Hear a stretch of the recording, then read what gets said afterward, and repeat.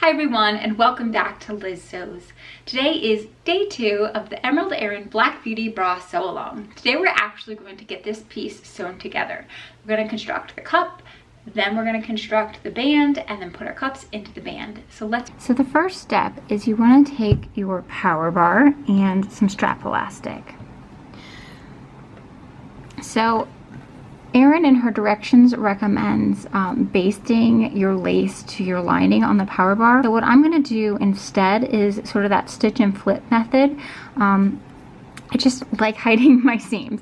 So I'm going to take a 10-inch piece of my strap elastic, and I want to find what's my good side. So you can see that this has sort of like a shiny satiny appearance on one side and then sort of a fluffier appearance on the other side. The shiny is your good side, the fluffy goes against your body. So you want to take the good side of your strap and put that in the center of your power bar up the very tippy top. So you have right sides together of your lace, and then finally I'm going to lay my lining over top of that. So I'm going to stitch this with a 1/4 inch seam allowance and a straight stitch right across the top. So you can see that I've got it lined up with my 1/4 inch mark on my presser foot. If you don't have one, you can simply measure over from where the needle drops by a 1/4 inch to tell you where that needs to be, and you could just put down a piece of Scotch tape on the machine and mark it with a Sharpie. So now that I've got this aligned, I'm just going to do a straight stitch at a 1/4 inch. So once you've sewn that at a 1/4 inch, you can flip this around to the other side. So now you have your lace showing on top, and you should have the pretty side of your strap showing on the same side as your lace. And then I'm just going to finish this off with a little bit of top stitching about a 1/4 to 1/8 inch away from that seam line. Once you've sewn that on, it should look something like this. Now the last thing you want to do is attach the Picot elastic to this inner curve of your power bar. So you're going to want to pick up the thinner of your 2 Picot elastics, and we're going to place this with the fluffy side facing up and the straight side of the elastic against the cut side of the lace. We're going to sew this with a zigzag stitch, and we're going to come as close as we can to these scallops with our zigzag. So let me set this up on the machine and show you what it looks like. So here we have it set up on the machine. You can see I don't have the lace and its lining pinned together. It's just not something I personally need for this. But I do have the straight side of the elastic lined up against the cut side of the lace, and I've got my scallops sort of positioned probably about 1/8 inch away from the center of my needle. So I'm just going to go with a zigzag stitch back and forth, coming as close to those scallops as I possibly can.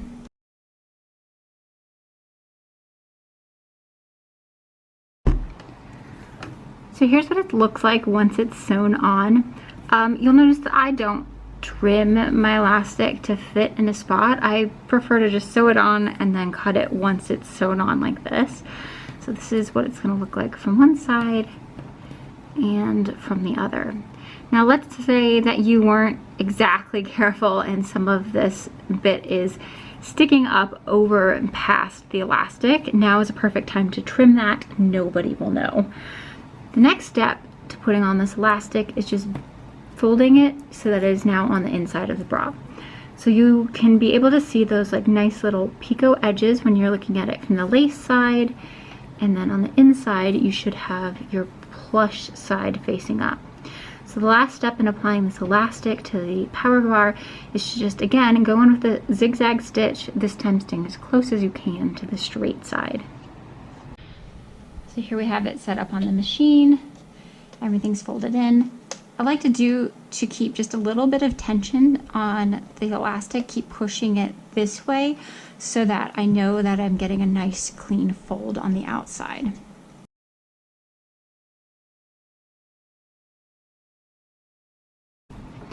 Once you're finished, it should look like this. Just be warned that any color thread that you have in your bobbin is what's going to show up on the outside of the lace. So sometimes I'll switch out my thread so that I make sure that what shows on the outside actually matches the lace. So you'll have a little end that looks like this, and all you need to do is just snip it off so you have a nice point like you should. So that's all we need to do with the power bar for now. So I'm going to repeat this on the second power bar, and then we'll get started on the cups. So now we're going to set those power bars away for a second and work on the actual cup piece. So you want to get both of your lower and upper cup pieces in the lace and lining, and we are going to stack these. This is really important that you have your little notches put in. It makes it a lot easier to make sure everything is lined up properly. So those two notches together, put a pin in that. So I have the right side of my lace facing up. It doesn't really matter with the lining. And then I'm going to take the right side of my lace and put it right sides together. I have to say, with lace, it can be a little bit trickier to see where your notches are. So sometimes I can't put a notch in a lace, and so then I just put the notch in the lining because that's a lot easier to see where it is, and then I just match up the lining and the lace together so I have an idea. But on this one, that notch happened to be in a good spot. So I'm going to go ahead and pin this together so we have the two lace pieces right side together and one lining piece on the bottom.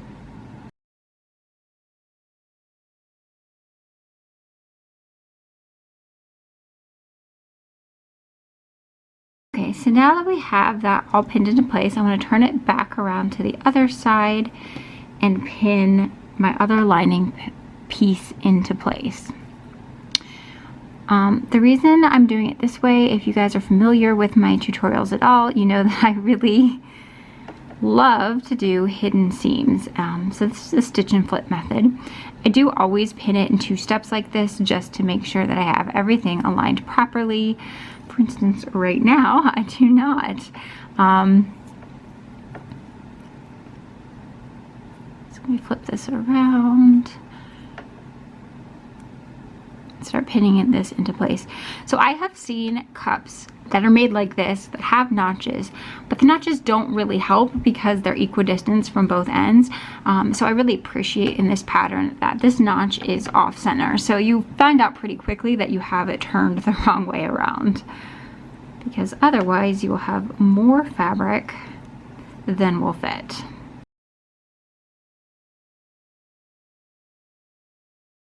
So now I'm just going to take this over to my machine and I'm going to sew with a straight stitch 1/4 inch from this pinned edge.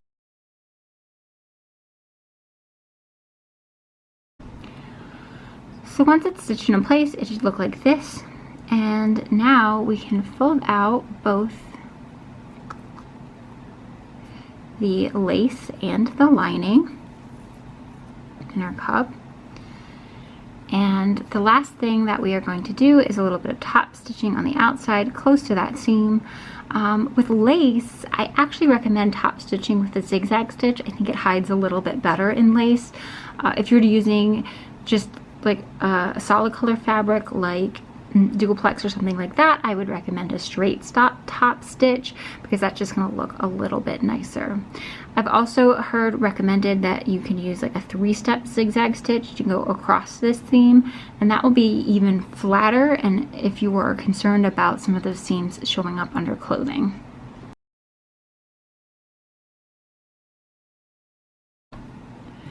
So once you have its top stitch, it'll look something like this.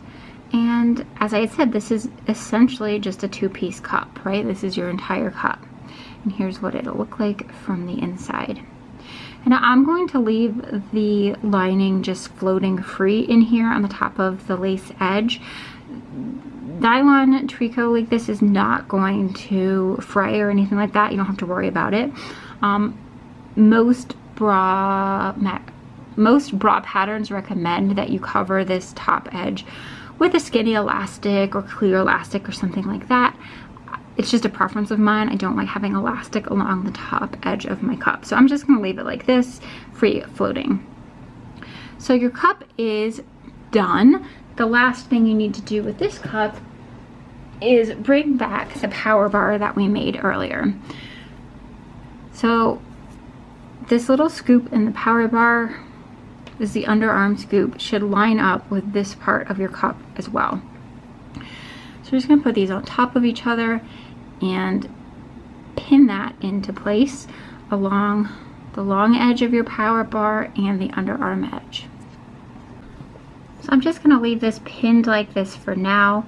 If you're worried about getting stuck with pins or you don't like working with pins, you could baste this in. Just from my experience though, with this 1/4 of an inch seam allowance, it's really difficult to get the basting stitches where you can't see them. And I'm too lazy to remove basting stitches after the fact. So I just like to pin baste for now. And so that is your cup completed. You just want to repeat those same steps for your second cup, putting your top and bottom together and then pinning your power bar on. So now that we have the cups tackled, we can set those aside and work on the band. So I'm going to take my bridge piece first. And I want the lace with the right side up, and then I'm going to put my lining on top of that. We're going to sew along the top of the bridge with a straight stitch at 1/4 of an inch. Then we'll flip the lining around to the other side and understitch as well. So let's get that on the machine. So I have this lined up with my 1/4 of an inch stitch, and we'll just do a quick straight line.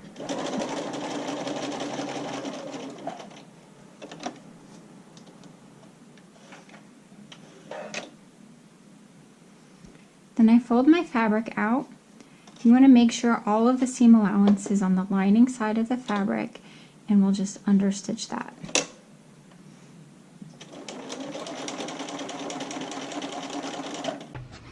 So here's what it looks like when you're finished. That little line of understitching just helps to make sure that that lining stays nice and tidily underneath and doesn't peek through the top. So now we're going to do the bottom band. I'm still going to do my stitch and flip method just because it's my favorite, but you don't necessarily have to with this particular seam because it's all going to be hidden underneath the underwire channeling and the bottom band anyway. So we're just going to put our lace of the cradle right sides together with the lace of the bridge and the lining to lining. So you should have a sandwich that's now lining, lining, lace, lace. We're going to sew this with a straight stitch at 1/4 of an inch. Then we just flip out the cradle portion and top stitch it down. So this is what it looks like once you've done that. And from the inside, we're just going to repeat that again on the other side of the bridge. Now your band should look something like this.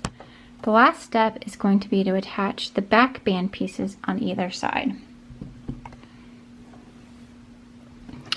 I'm going to do this a little bit different than how the pattern recommends, again, because I like to enclose all of my seams. So what I'm going to do is going to take that cradle and open it out. I'm going to roll up all of this excess fabric on the inside.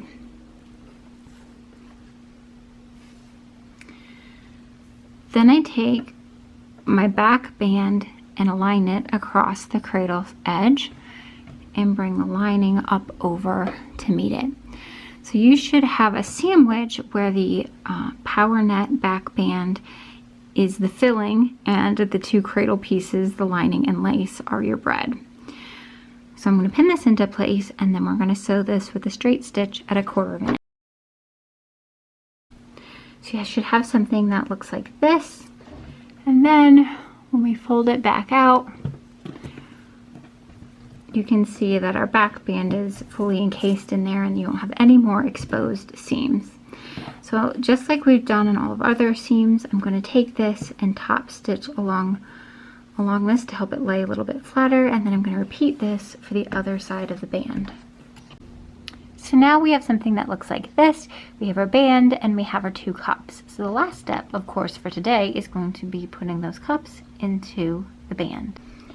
So when you're pinning your cup into your band, it's going to be a little bit difficult just because these are going to be opposing curves, right? So when you put these right sides together, you have a curve facing up like this and a curve facing down like this. So the best suggestion I can give you is the more pins, the better. Yes, it does make it a little bit trickier when you're sewing to sort of take all those pins out, but I haven't had that be an issue with me, and as long as I put enough pins in, we should be good to go. Now I'm going to line this up here. I always start from my center front and then pin towards my underarm because I want the center front to look absolutely perfect. If I've made any sort of errors in cutting, I can always sort of true things up under the arm and it's not as noticeable. So start at the center front. You should have a notch in your bridge and that will align with where that seam is on your cup. It's a good indication that you're putting things in correctly. And then we're just going to continue along this curve pinning. Now once you get to where your power bar is, it's going to be a lot of different materials in here. Another indication that you're on the right track is that power bar is going to cross over where your seam is on your band that connects your bridge to your cradle. So you're going to have all of that in one. It's really hard to get my needle through there. So for the rest of this, we pin basted that power bar in. You can just reuse those pins. Continue along the curve, fitting that into place. So now I've got this cup all pinned into place. I'm going to go back to my machine. I'm going to do a straight stitch at 1/4 inch all the way along that seam.